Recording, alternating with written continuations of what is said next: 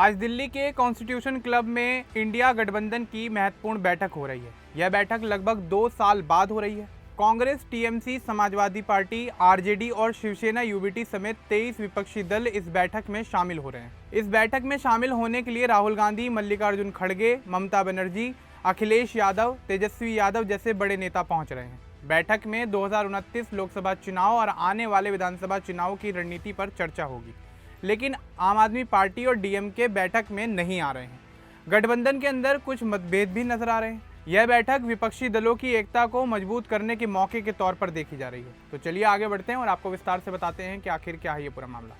दरअसल दिल्ली में विपक्षी दलों का बड़ा मंच इंडिया गठबंधन अपनी बैठक कर रहा है। यह बैठक कॉन्स्टिट्यूशन क्लब में दोपहर में आयोजित हो रही है। कांग्रेस ने बताया कि 23 विपक्षी दल इस बैठक में हिस्सा लेंगे। यह गठबंधन करीब 2 साल बाद पूर्ण रूप से बैठक कर रहा है। बैठक में शामिल होने वाले कांग्रेस के राहुल गांधी और मल्लिकार्जुन खड़गे, तृणमूल कांग्रेस की ममता बनर्जी और उनके भतीजे अभिषेक बनर्जी, समाजवादी पार्टी के अखिलेश यादव, आरजेडी के तेजस्वी यादव और शिवसेना यूबीटी के उद्धव ठाकरे भी शामिल हैं। इनके अलावा कई छोटे दलों के नेता भी इस बैठक में शामिल होने के लिए पहुंच रहे हैं। कांग्रेस महासचिव जयराम रमेश ने कहा कि बैठक में आगामी चुनावों की तैयारी, राष्ट्रीय मुद्दों पर साझा रुख और गठबंधन के अंदर तालमेल मजबूत करने पर बात होगी। बैठक में अभिनेता विजय की पार्टी टीवीके यानी तमिलगा वेत्री कजगम को औपचारिक रूप से शामिल करने की भी संभावना जताई जा रही है। इस बैठक का खास मकसद बीजेपी के खिलाफ विपक्ष को एकजुट रखना है। हाल ही में लगातार कुछ राज्यों के चुनाव में विपक्ष को कई बड़े झटके लगे हैं। पश्चिम बंगाल में टीएमसी को सत्ता भी गंवानी पड़ी है। ऐसे में गठबंधन अपनी रणनीति को नया रूप देना चाहता है। ममता बनर्जी की दिल्ली यात्रा इस बैठक के लिए खास मानी जा रही है। टीएमसी में कुछ आंतरिक समस्याएं चल रही हैं। ममता बनर्जी बैठक में अपने नेताओं पर राजनीतिक दबाव और कार्रवाई के मुद्दों पर अन्य दलों का समर्थन मांग सकती हैं। टीएमसी सांसद डेरेक ओब्रायन ने कहा है कि सभी दल साझा उद्देश्य के साथ बैठक में आ रहे हैं, लेकिन गठबंधन में कुछ कमियां भी नजर आ रही हैं।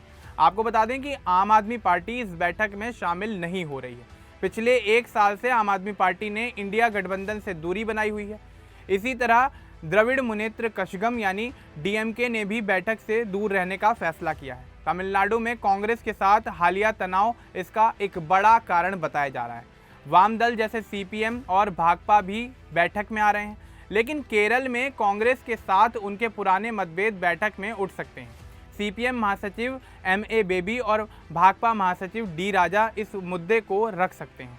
बीजेपी ने इन मतभेदों को लेकर इंडिया गठबंधन पर जोरदार निशाना साधा है। बीजेपी प्रवक्ता शहजाद पूनावाला ने कहा कि गठबंधन के अंदर गहरे मतभेद दिखाई दे रहे हैं, वे एक मजबूत विकल्प नहीं बन पा रहे हैं। बैठक में विपक्षी दल महंगाई, बेरोजगारी, चुनाव में होने वाले सुधार और अन्य राष्ट्रीय मुद्दों पर साझा योजना बनाने की कोशिश करेंगे। 2029 के लोकसभा चुनाव को ध्यान में रखकर रणनीति तय की जाएगी। ममता बनर्जी ने बैठक से पहले दिल्ली में आम आदमी पार्टी के संयोजक अरविंद केजरीवाल से मुलाकात भी की। यह मुलाकात अलग से की गई। इससे क्षेत्रीय दलों के बीच अलग तालमेल को लेकर चर्चा शुरू हो गई है। पिछले कुछ समय में विपक्षी दलों के बीच तनाव काफ़ी ज़्यादा बढ़ गया है। फिर भी कांग्रेस कह रही है कि 23 दल बैठक में आकर अपनी एकता दिखाएंगे। जो दल नहीं आ रहे हैं वे भी केंद्र सरकार की नीतियों का विरोध कर रहे हैं। यह बैठक विपक्ष के लिए नई शुरुआत का एक मौका हो सकती है। अगर सभी दल आपसी मतभेद भूलकर आगे बढ़ें तो गठबंधन मजबूत हो सकता है, लेकिन अगर मतभेद बढ़ते हुए नजर आए तो विपक्ष और भी ज़्यादा कमज़ोर दिखाई देगा। ताज़ा जानकारी के अनुसार बैठक दोपहर में शुरू होनी है।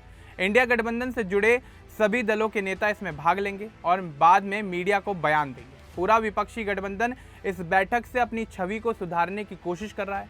कुल मिलाकर आज दिल्ली में होने वाली यह बैठक भारतीय राजनीति के लिए काफ़ी ज़्यादा अहम मानी जा रही है।